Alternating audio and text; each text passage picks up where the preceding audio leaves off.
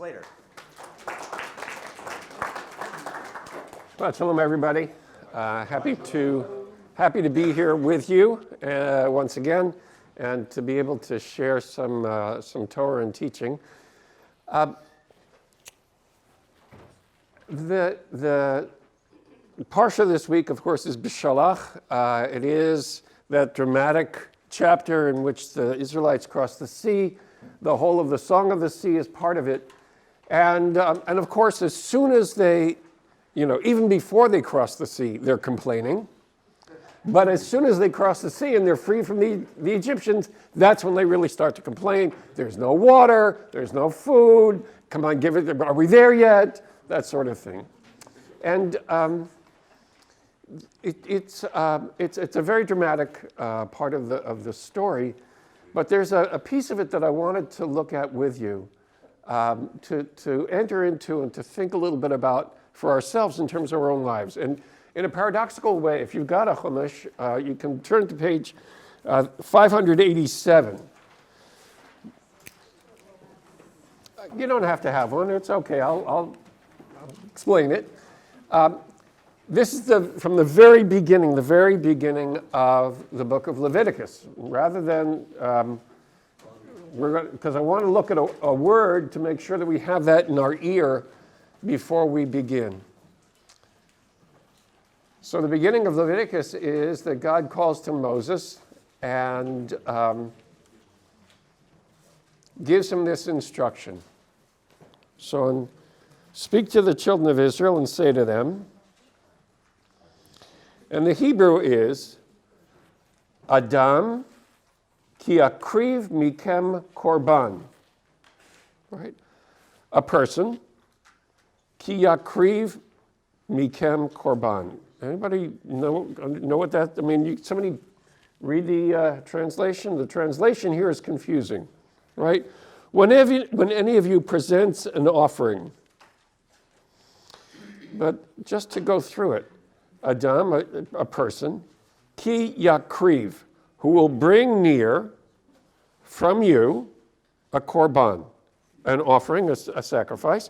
But the root of the word korban is the root of the verb yakriv, which means to bring near. Right? And korbanot, the whole of the sacrificial system, was a way of bringing us closer to God. And the verb form here is hifil. It's a very powerful action, right? Not just that you bring it, like I brought my lunch to work today. It's an active bringing. It's powerful bringing. It's forceful bringing. So Adam ki akriv mikem korban is not just that we bring an offering, but that we really offer it up. That it's dramatically so. So keep that verb form in your ear as we go back to Beshalach.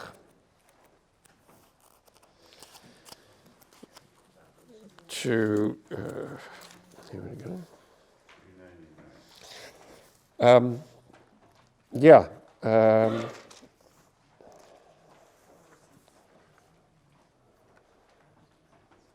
Well, let's look at 402.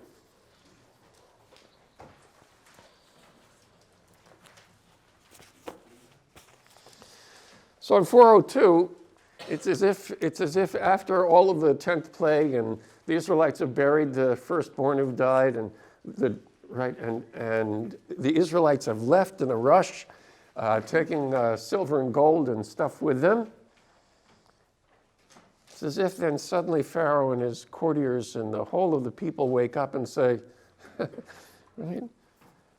Ma zot asinu, what have we done sending the Israelites away from serving us? And so they saddle up and get their chariots and run after the Israelites.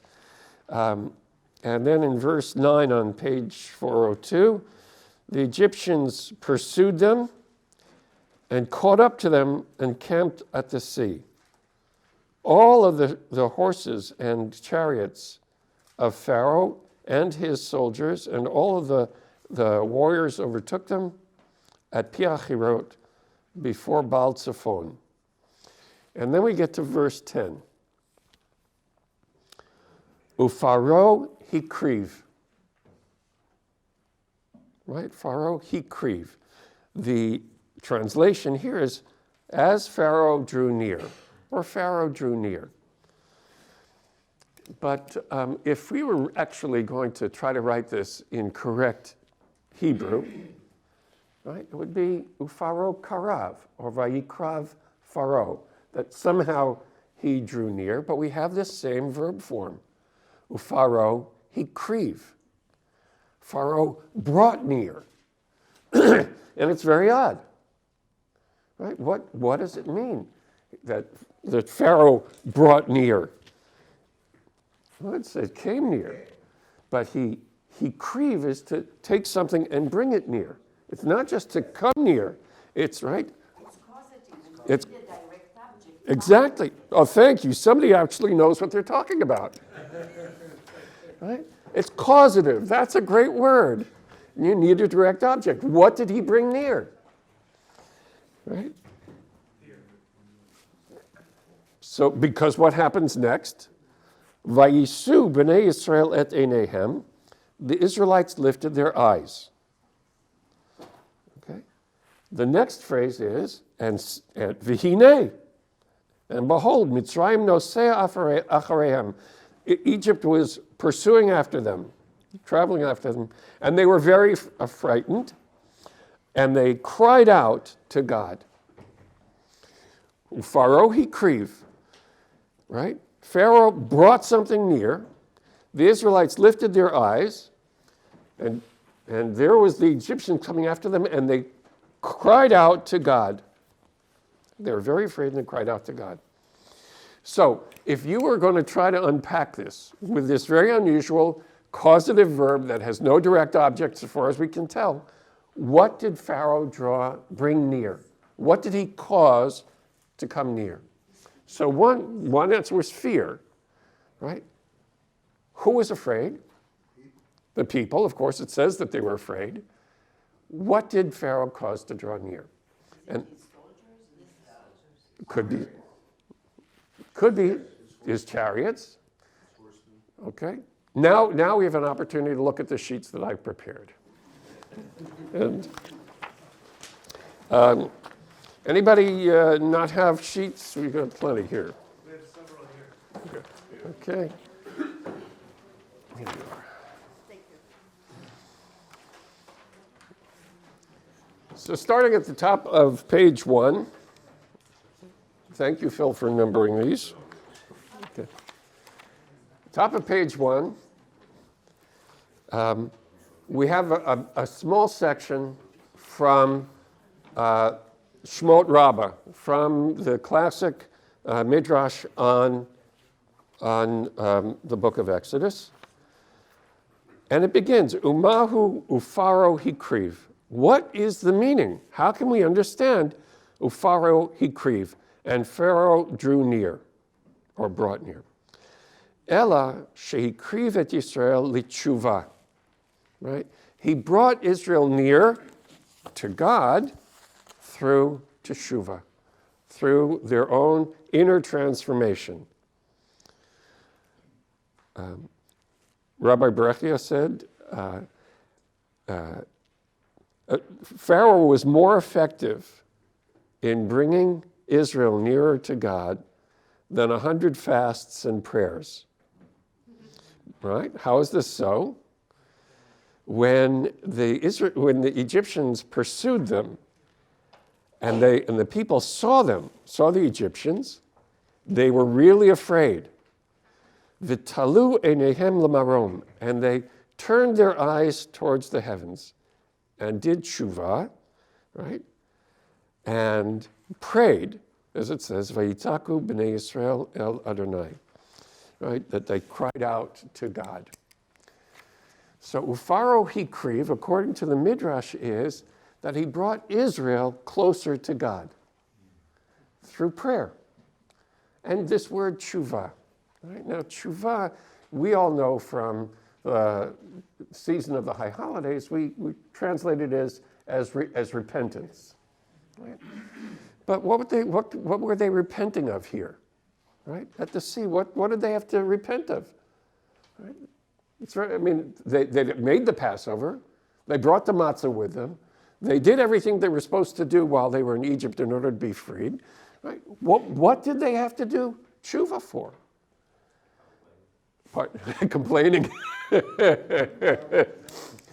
I think perhaps we should understand teshuvah in a different way, in a way that actually we can live in our own lives in an ongoing manner, that it's a matter rather of course correction. Pardon? Reflection of and of transformation. Not just reflection, but it leads to some sort of action. It's returning to what? To a proper direction. Tell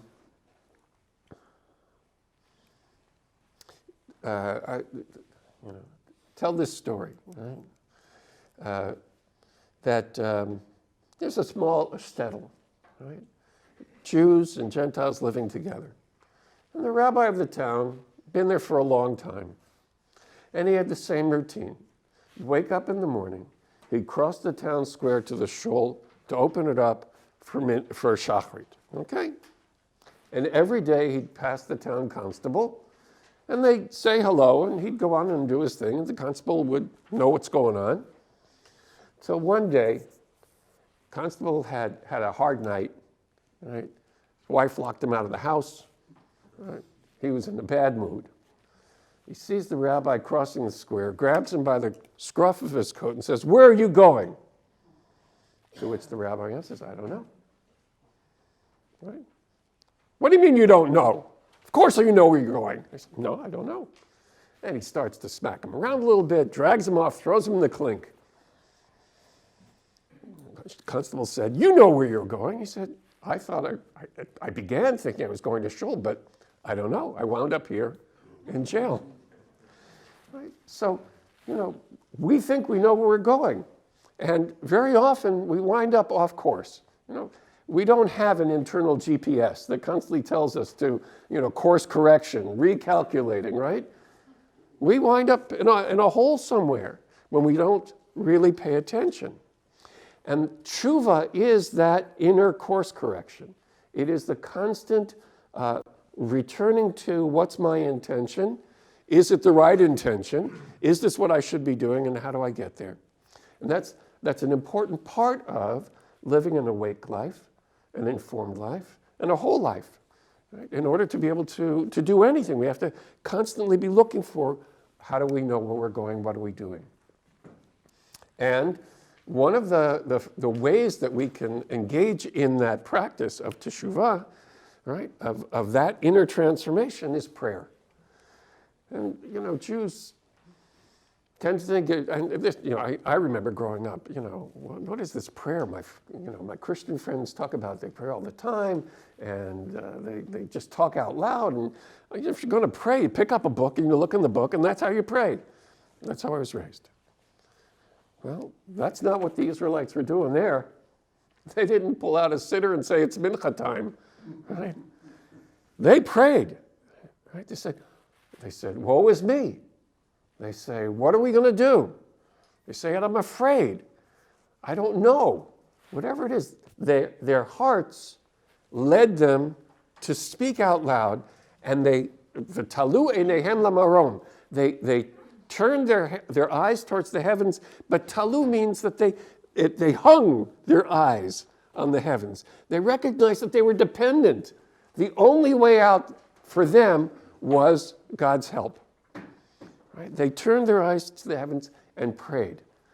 So prayer is a way that we can in some way begin to transform ourselves inwardly and innerly in order to remain on the right path, or at least to know maybe I made a mistake, or maybe there's something else that I should be doing.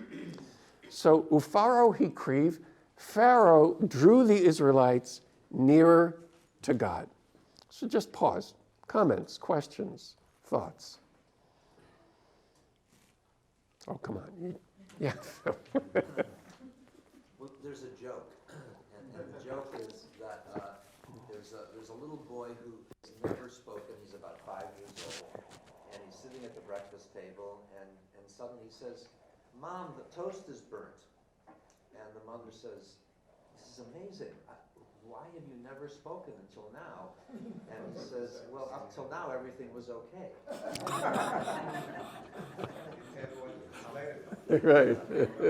There's something about human nature that says, unless there's a threat, unless we're in trouble, unless we're at the bottom, that we tend not to connect with God, and only at those times when everything isn't okay. Mhm. It does seem to be not just human nature, but actually human nature in the sense of we're wired that way. That we notice and tend to remember the negative rather than the positive. So it takes a lot of work to incorporate the positive into our own lives. Yeah.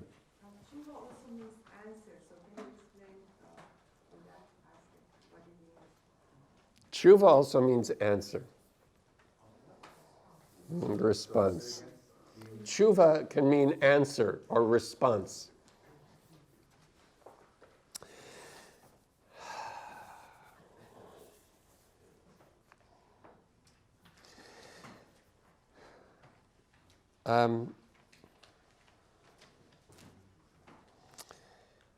I'd like to put it this way. Because my understanding and my experience of the process of tshuva in the sense of course correction is that it is always in response to the question, where am I now? What's true now? How is this now? Which one can ask every moment, right? How am I now? Right? Has my inner mood changed? You know, a minute ago, the toast wasn't burnt, so I had nothing to say. Now the toast is burnt, I have something to say. You know, every moment, right? How am I now? To ask that question of oneself, in a different version of it, Reb Zalman Schachter Shalomi was known to have awakened in the morning to say, okay, God, how do you want to play Zalman today? Right? So waking up in the morning, on the one hand, we can say, Modani, I'm grateful to be awake. But then, you know, we tend to have our own to-do lists. And okay, this is what I'm going to do today because that's what's there. I put it on the list, I'm supposed to do it. But I could also look at my to-do list and say, really? Is that what I'm supposed to do today? And in that sense, it is a process, the tshuva of course correction is a response to that question of, am I in the right place, internally and externally, in this moment? Which is a way in which we actually stay more aligned with God, which is why it then becomes repentance. Because we, you know, if we're serious about answering the question, how am I now, and is this the right place? We very quickly come to recognize I shouldn't have said what I said. I shouldn't have done what I did. I owe somebody an apology. I have to make this up. Right? And that's how we make a course correction in terms of our relationships as well as in how we live our lives. Yeah. Well, first I was just thinking how beautiful the teaching is that you're giving, and I was thinking, number one, that it reframes the challenges of life, that we call problems. It reframes it. And it also challenges the arrogance of thinking that I should be perfect, that I am perfect, that that's my goal to be perfect, rather than the reality beyond all that is, I'm not, it's okay, I never was supposed to be, I'm supposed to just, go down this road and do the best I can and stay aware, as opposed to getting so wrapped up in the to-do list and all the things that don't really matter. Yeah. And I had an occasion just quickly to be in a hotel room above a parking lot where people came to work every day. And I would stand at the window and I happened to be praying, but I was looking and watching the cars scurry, people scurrying. And from my perspective, there were two things. One was, of course, people when you have to work, you have to work. But on the other hand, it all looks so pointless. It seemed to miss the point.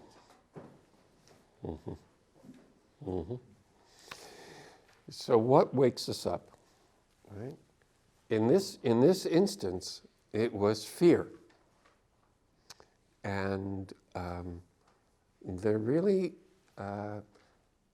which is certainly powerful and can be transformative, but it's passing, it's fleeting, right?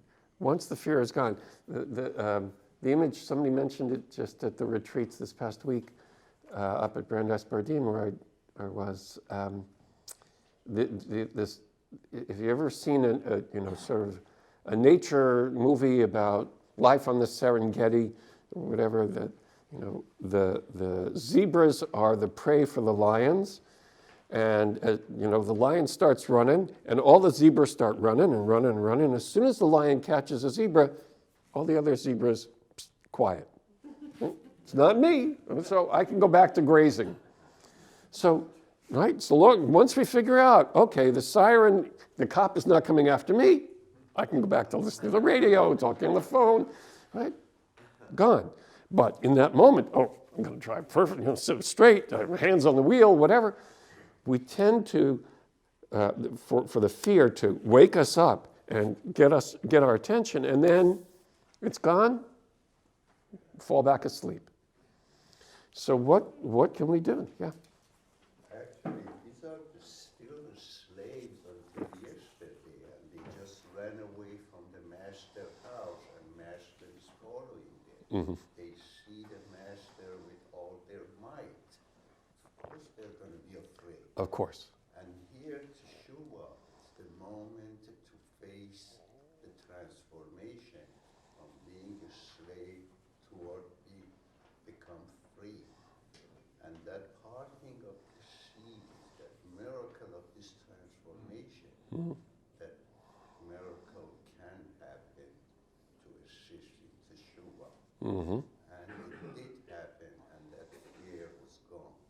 After they go to the other side of the sea, they are not afraid anymore. That is the process of evolution of becoming free. Becoming free. That 40 years was that process.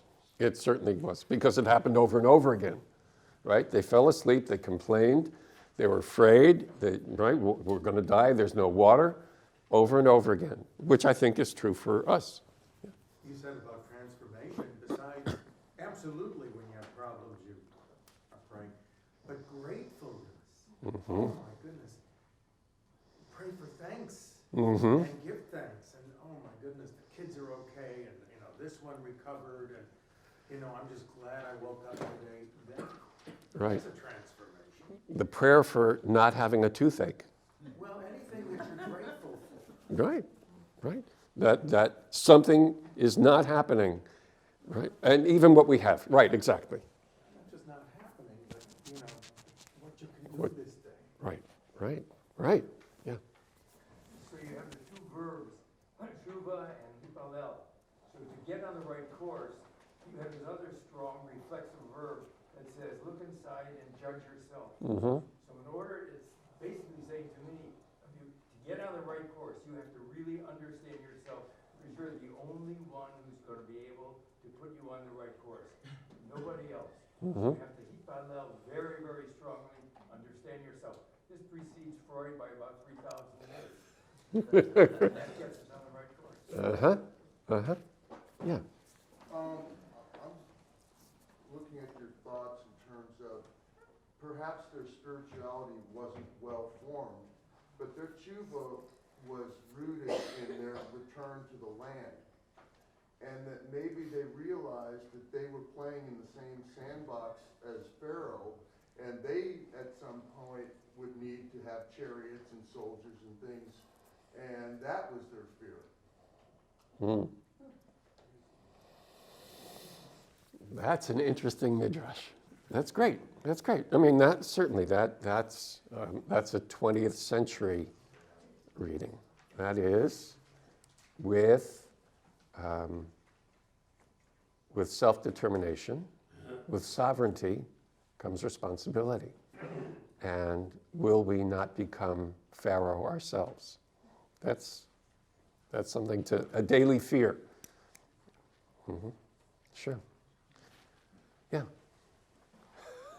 Oh, the example that came to my mind while you were teaching was, imagine for a second you're driving on the 101 freeway. You're driving a little aggressively, weaving in and out of traffic, and all of a sudden in the rear view mirror you see the flash of red lights. What do? You cry out to the Lord, right? Oh God, get me out of this one. I promise never to drive this way again. And? Okay? And the tshuva is the way you drive after that happens. Right. So let's we'll skip the Zohar just to look at this teaching from it's a teaching of the Baal Shem Tov. The Sefer Baal Shem Tov is a compilation of teachings gathered from many different sources, largely from the teachings of Rabbi Yaakov Yosef of Polnoya, who was one of the key students of the Baal Shem Tov, and whose book, the Toldot Yaakov Yosef, was the first book of Hasidic teachings to be published in around 1780. And it was the Toldot Yaakov Yosef that was burned by the Misnagdim, right, by those who opposed the emerging Hasidic movement in the late 18th century. And this is, the scene begins at the burning bush, right, from 2 weeks ago. Right. God saw that Moses had turned aside to look, to see the burning bush. Moses was afraid that the bush was a source of negative power, of the dimension of the klipa. Klipa in the mystical tradition are the husks that obscure divinity, obscure the powers of light, of God in the world, and keep them separate from each other rather than being brought together into a whole. So it's the powers of separation rather than powers of unification. So he was afraid that this was, a demonic force, until God called to him saying, Moses, Moses. No, Moses said, Hineni. It was only then that he could respond, Hineni, here I am. And this is the issue. This is how it is. Moses' name contains all the worlds, inorganic, plant, and all creatures, both good and bad. Moses in the mystical tradition is really the top of the top. He's perfection. He's understanding and awareness. He is connection to God. He's the only one who sees God face to face. He's like the sun to Joshua's moon. He is everything. So in his name, he contains everything. Now he's going to spell it out for us. So with Moses' name, the Mem stands for Malchut, sovereignty, containing all matters. Malchut is another word for Shekhinah, for God's presence in the world. So Moses, the Mem stands for everything, right? All of existence. Shin contains all spirits. Shh, right? Ruchot, right? The sound of it is the sound of air, of wind, of spirit. And the Hey is for all souls, our breath, right? So Moses contains everything.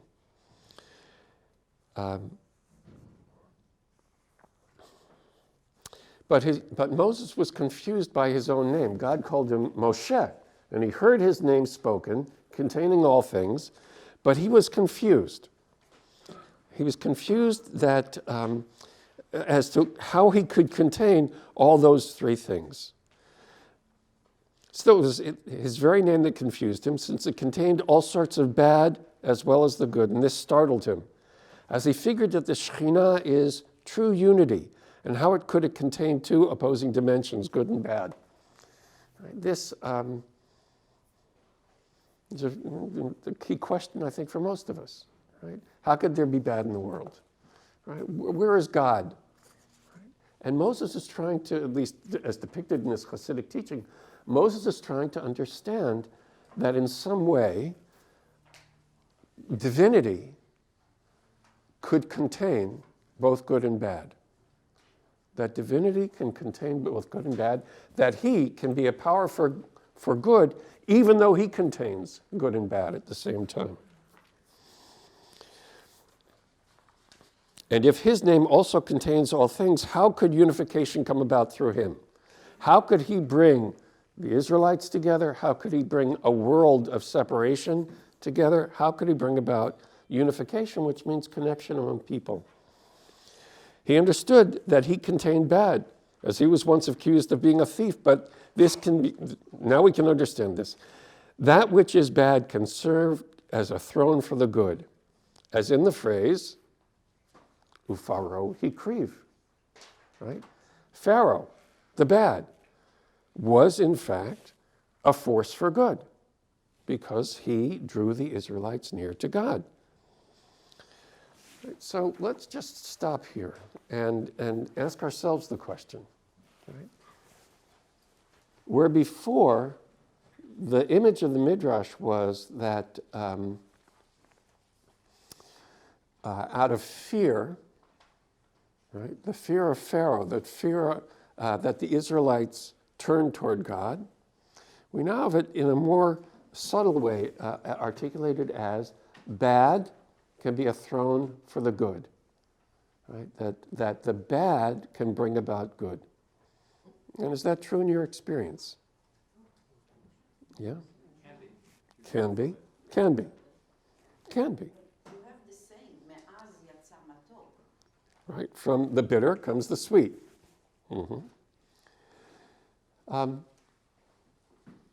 We know that often bad can come from good, the law of unintended consequences, right? I thought I was doing a good thing, but who knew? But can we imagine for ourselves that we can incorporate what we see as bad and in some way use it, turn it, incorporate it for the good? Again, to be now 21st century, the greatest danger to our republic will be the inability of people to speak with each other and understand each other and work with each other for the common good. It's very easy to see that which is painful to us, that which is offensive to us, that which is confusing to us, and to dismiss it, right? Stupid, deplorable, what have you. And in that way, we cut ourselves off from it and bring about separation rather than unification, and wind up living back to back. And much of our society is structured back to back, right? The people scurrying in the parking lot were not likely to be your neighbors, right?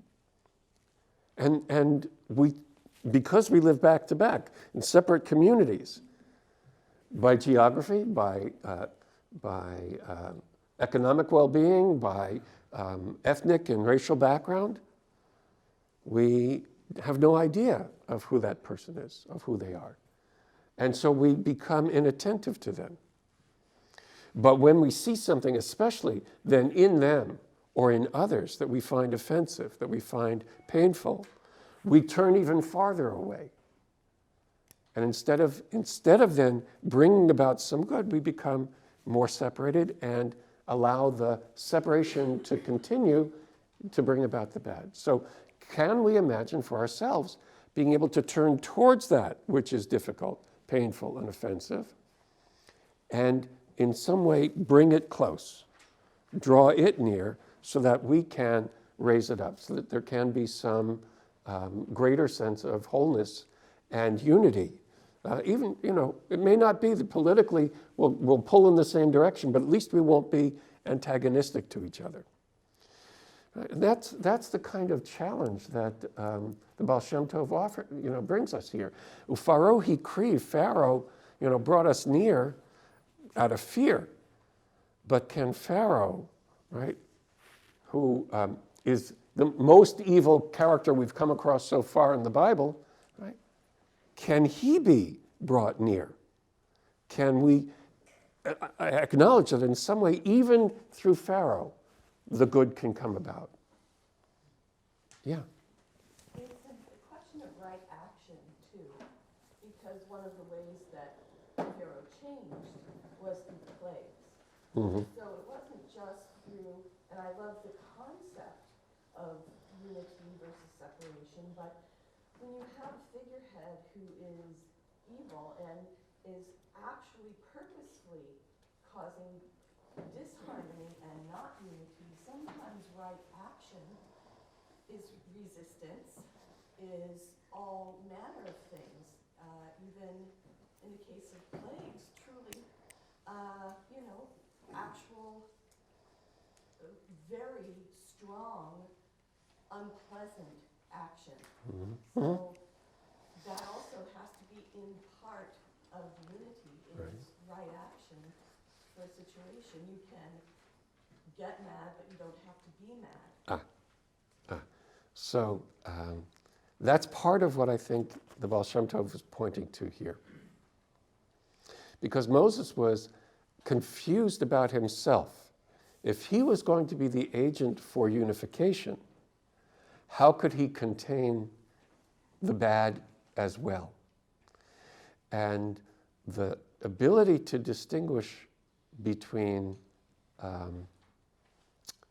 resisting and fighting, right? Or resisting and overpowering, or resisting and demonizing. That whatever the resistance is towards the end of finding a way to bring people closer together. But yes, there are times that no is the most compassionate word one can utter. We know that with our children.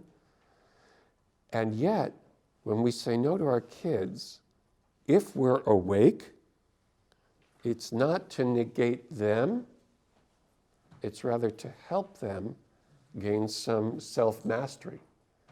And that would be what we're doing too. That is, in order to stop that which is evil, may need right action, but the action has to be informed with seeing the other as whole as well. That's part of the challenge. So that we don't allow the darkness in our own hearts to be the driving force for action, to bring light to that in some way. So yeah. Would this be the basis of Yetzer Ra and Yetzer Tov? Well, he certainly is aware of the Yetzer Hara and the Yetzer Tov, and what the Baal Shem Tov would say in the end is that the Yetzer Hara is really the product of confusion, of not seeing correctly. That if we could see correctly, we wouldn't act in that way. Right? So it's not that we have these two forces, but that confusion, clouded thinking, inattention leads us to act in ways that are negative. When we bring greater attention and awareness to it, we will bring those negative impulses towards the good. Yeah. So we're born in the image of God, and so would that be the source of where this evil is coming from, or as above, so below, as above? Hmm.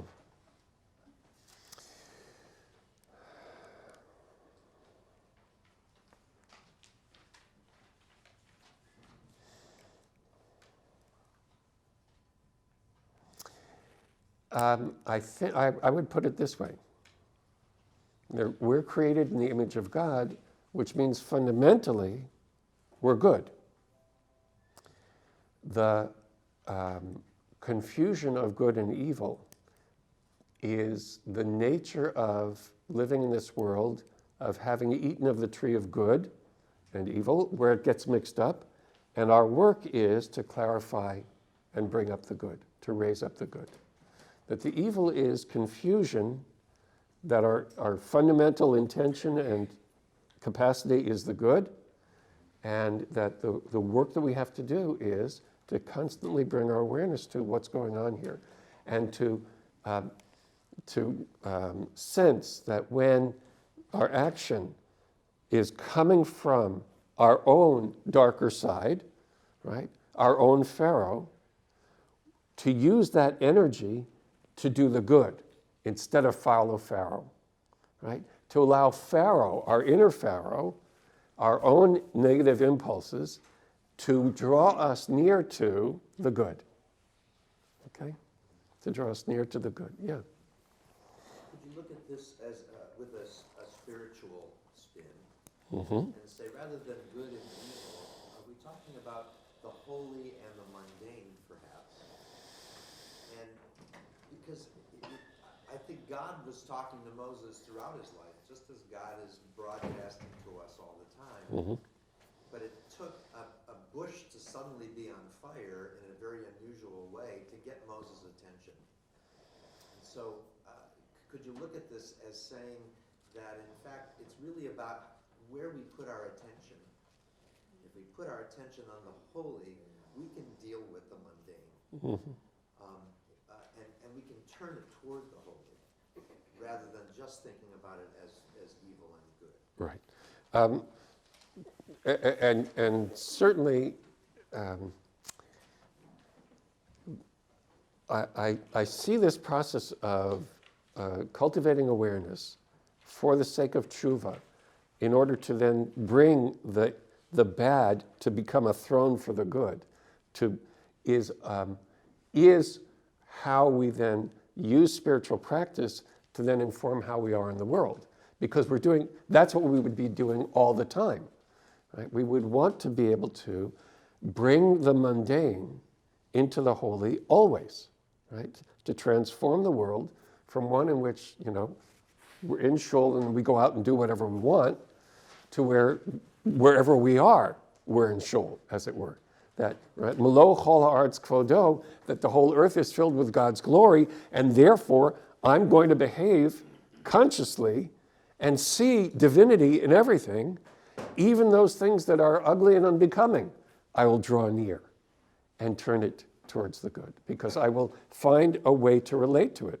I'll find a way to reach out and embrace it, find a way to allow even that which is difficult for me, offensive to me, to bring it close, to draw it near. And the image that the Baal Shem Tov is developing here, we won't read the rest, is that Moses, in the first call, when God, because it says, God said, Moshe, Moshe. The first time God spoke Moshe, he heard his name and was confused. How can it be that the bad can be a throne for the good?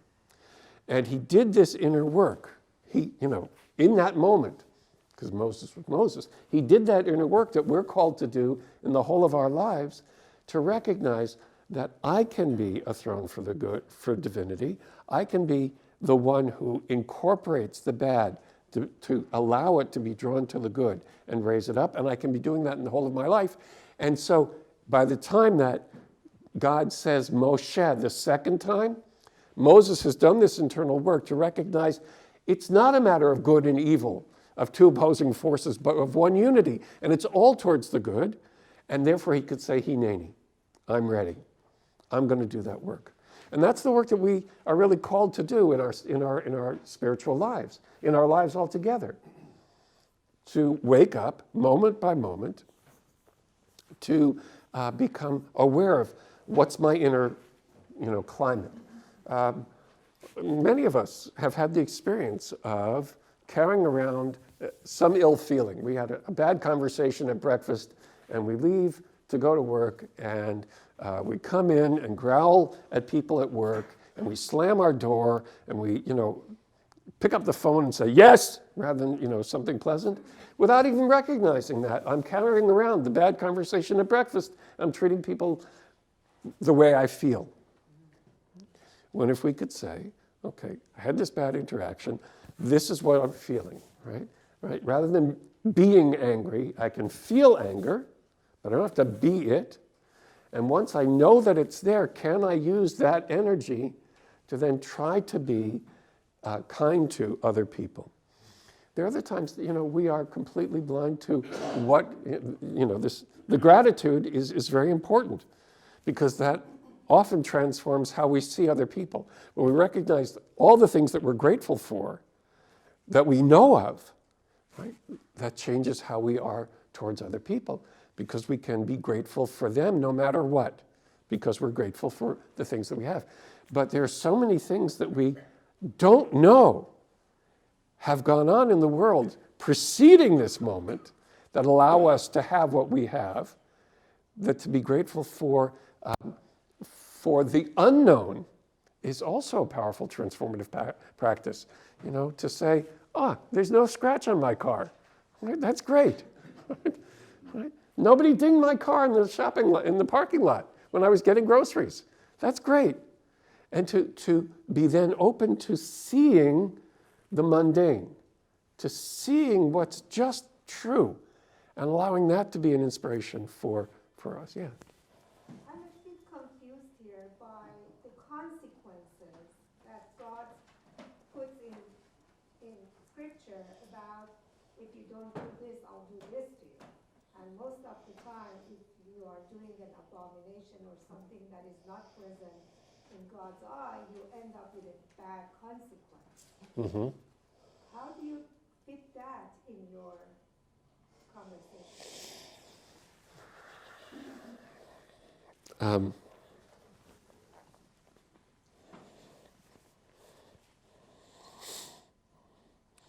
The negative consequence is ufaro hikriv, right? It's another opportunity for me to wake up and draw my heart closer to God, to say, am I doing the right thing? Am I going the right way? And that can be the most negative thing, and it can be a simple thing. And most of us don't do horrible things. But even people who do horrible things can change, can be transformed if given the opportunity to do that inner work of unification, of seeing themselves not as separate from other people, but related to them, that there's no separation, that we are interconnected, to then feel the pain of the consequence in myself, the pain that the other person feels, to feel that, to have compassion for myself and for them, to then turn it around. So I think that negative consequences are the same force. Right? The negative consequences are an invitation to, am I awake? What's going on here? And certainly denying responsibility for the consequence is being asleep. Right? It would be to say, it's the people always projecting on Moses. Why did you take us out, right, to this place where there's, you didn't bring us to a land of milk and honey. Come on, help us out here. Always projecting on Moses is not taking responsibility. And perhaps only in the end, when they finally get to the promised land, could they begin to take responsibility for themselves. Yeah. How do you define Tov and Ra? And isn't it different in different societies?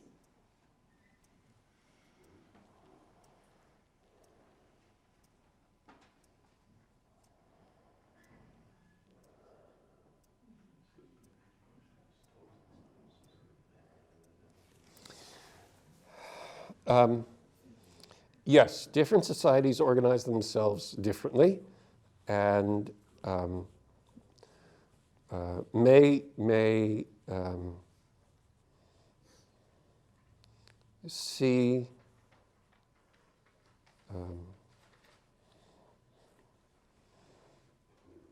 good and evil differently. It comes to mind. Does anybody anybody remember a British comedy team, Flanders and Swan? Oh, Right. never heard of that. Oh, Flanders and I mean, This goes back, I must be thinking of my father. One of their bits was the cannibal king's son, right? They had a whole song, I won't eat people, right? So the cannibal's son lives in a society where eating people is good. Not so good for him. He sees it differently. Won't eat people.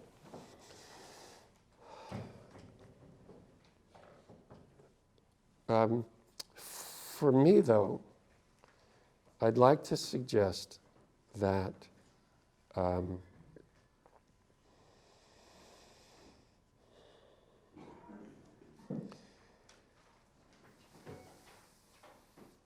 that there are actions that we may take that are unethical, where they harm other people, where they appropriate property of others without permission, where we encroach on the lives of others. But I hesitate to apply the term bad to the people who do it, because I want to find a way to create more of that unity rather than separation. And as soon as I call somebody bad, I can put them away. I can turn them aside. I can ignore them. That's not me, which does two things. One is it prevents me from incorporating them back in some way, finding a way to make more whole. And it also means that I avoid seeing that in myself. Right? Because very often, what makes me most uncomfortable is that which I am uncomfortable in myself. So I want to find a way to stay connected to whatever it is, even when somebody acts unethically, even when somebody betrays a trust. I want to understand that they made a mistake, but they're not fundamentally bad, and to find that way to then remain connected. And again, I think the use of good and bad in our society over the centuries has allowed us to live in this way back to back, where we ignore or are unaware of the other, and most easily then allow us to say bad. Right? And that's my take. Yeah. In other words, by accepting that divinity has good and bad in itself, then we accept that we are not perfect and the world is not black and white and not to demonize. So if we forgive ourselves and understand that we could make mistakes, we could accept that others can do it, and there's a lot of gray in the world. I think majority is gray. Even in Pharaoh you could find some good points. So I love what you're saying today. Perfect and uniting. Yeah. And my one variation on that would be that not that we are good and bad, but that we are good and sometimes make mistakes, and that the fundamental impetus is towards elevating the good, always trying to bring the bad to become a throne for the good. That Pharaoh, whatever the Pharaoh is, our own inner Pharaoh, and we have hundreds of them that we meet in different ways every day, allow that to be the force that draws us toward the good. Yes? Lately we've been reading this part all wrong, because the Pharaoh told the people, get out of here. And the people were going, and they were changing their mind. He might have been going to tell them, you guys keep going, I don't want you back again. If only. Yeah. So the time grows short. I'd like to ask you a question. Yes. You have written volumes on Hasidic rabbis. You studied the Hasidic rabbis for many years now. How has it changed you? I had the benefit of two things. Of a mindfulness meditation practice, which helps me understand them, one, and incorporate their teachings, because I think that the mindfulness meditation and mindfulness is what their teachings are towards, and a very loving and patient wife. That one of the things, I watch. You talk about driving on the 101. I watch from day to day how my driving changes, and I recognize when I am impatient and when I'm patient.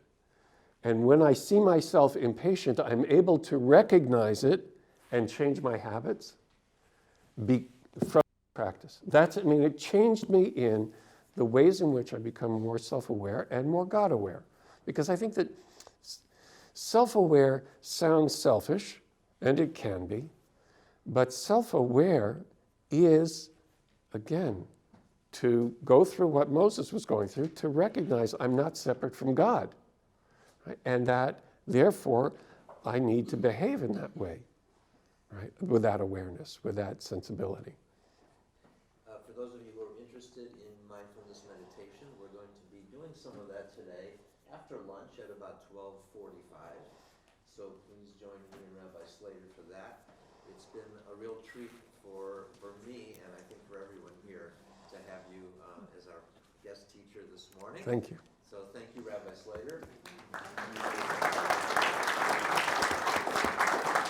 Thank you all. Shabbat Shalom.